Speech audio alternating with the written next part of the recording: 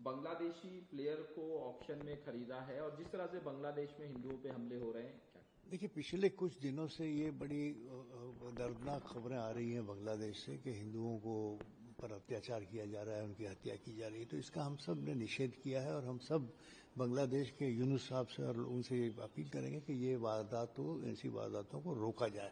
अल्पसंख्यक समाज पर कहीं भी अत्याचार होता है तो सारे विश्व से आवाज उठनी चाहिए और भारत बिल्कुल बड़ी सख्त शब्दों में निषेध करता है कि हिंदुओं की एक से ज्यादा इस तरह की वारदातें हो चुकी हैं कुछ दिनों में। शाहरुख खान का बांग्लादेश की टीम के किसी एक प्लेयर को आईपीएल में खरीदने की वजह से उसे गद्दार कहना मेरी नज़र में सही इसलिए नहीं होगा कि क्रिकेट एडमिनिस्ट्रेशन ने आईपीएल से बांग्लादेश को बाहर करना घोषित कर देना चाहिए पहले। अगर बांग्लादेश को आईपीएल से बाहर कर दिया गया तो जाहिर है शाहरुख खान आईपीएल की टीम में बांग्लादेशी खिलाड़ी को नहीं ले पाएगा। लेकिन इस तरह से एक बांग्लादेशी खिलाड़ी को लेने की वजह से एक अच्छे नामवर अदाकार को, कलाकार को आप अचानक से गद्दार कह दें, मुझे लगता है ये नाइंसाफी है।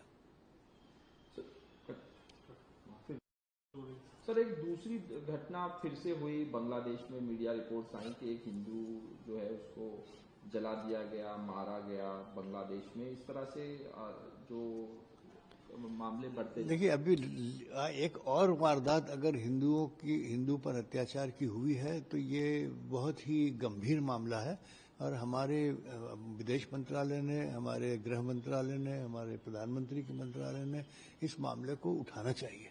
बांग्लादेश के एडमिनिस्ट्रेशन को आज एक सख्त अल्फाज में प्रोटेस्ट लेटर जाना चाहिए कि हमारे हिंदू जो वहाँ बांग्लादेश में बसते हैं उनकी पूरी तरह से हिफाजत की जाए। और इस तरह की जो वारदातें होती हैं इसके पीछे क्या है, कौन ये करता है और उन लोगों के साथ कानूनी कार्रवाई कितनी सख्ती के साथ हो रही है और इसको रोकने के लिए वहाँ की सत्ता, वहाँ की सरकार, जो एडमिनिस्ट्रेशन आज वहाँ है यूनुस साहब का, वो क्या कदम उठा रहा है। मुझे लगता है इस पर सरकार को गंभीरता के साथ में कदम उठाने की आवश्यकता है।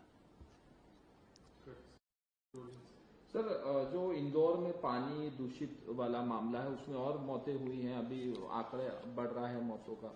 देखिए, पानी न मिलना या नागरिकों को साफ पानी मुहैया न करना ये संवैधानिक प्रावधानों का उल्लंघन है।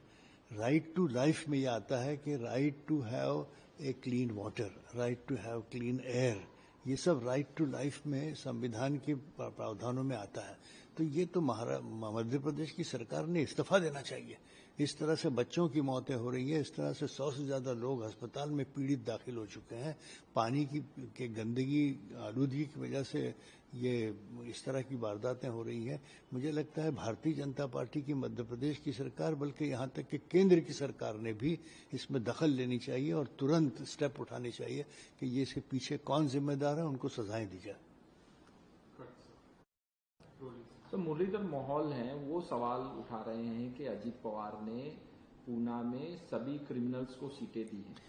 देखिए, जहां तक के उम्मीदवारों को चुनने की बात है उसमें विनेबिलिटी देखी जाती है और हमारे देश में चाहे वो छोटे चुनाव हो या बड़े चुनाव हो, लोकसभा के चुनाव तक भी ये बात लागू होती है कि भाई कौन उम्मीदवार जीत सकता है। अब क्योंकि उन्हें सीटें चाहिए। अब ऐसी सूरत में हमने देखा है कि भारतीय जनता पार्टी या बड़ी पार्टियां जो हैं उनके भी कई ऐसे प्रत्याशी हैं जिनके खिलाफ कई केसेस पेंडिंग हैं। तो ये इस तरह का एक आपत्तिजनक बयान देना कि उन्होंने सभी गुंडों को दिया, ऐसा नहीं, कुछ लोगों के खिलाफ होगा, लेकिन फिर भी अजीत पवार को भी और उनके पक्ष को भी इस बात को सोचने की आवश्यकता है कि क्या वो कॉरपोरेशन में ऐसे लोगों को भेजना चाहती हैं जिनके गलत रिकॉर्ड हैं, जो क्रिमिनल हैं, तो क्या समाज सेवा करेंगे वो। सर, ये सवाल, हाँ, supreme court has finally taken serious note of the fact that we need speedy justice. There has been delay and delay results in denial of justice.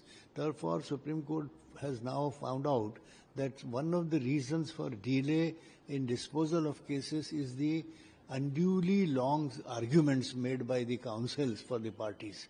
So they wanted to keep a check on that. You see, at the same time, Supreme Court or for any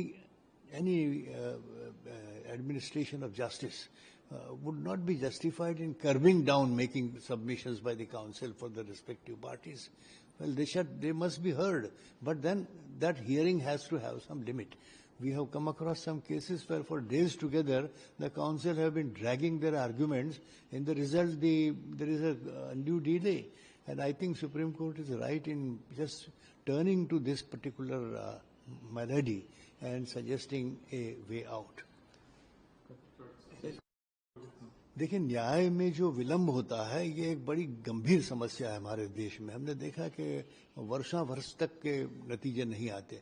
supreme court ने इस मामले की दखल लेते हुए ये देखा है कि वकीलों को जितनी मोहलत दी जाती है बहस करने की, आर्ग्यू करने की, उसमें कहीं रोक लगानी चाहिए. क्योंकि कभी कभार देखा गया है कि बड़े बड़े वकील हफ्तों तक के बहस करते रहते हैं और वक्त अदालत का ज़ाया करते हैं.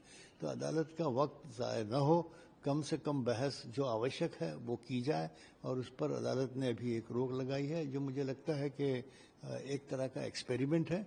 देखिए, एक तरफ तो ये है कि वक्त ज़ाया न हो और वकील लंबी बहसें न करें, मगर दूसरी तरफ सुप्रीम कोर्ट को इस बात का भी ख्याल रखना चाहिए कि आप उन्हें रोक नहीं सकते पक्षकार की बातों को पूरी तरह से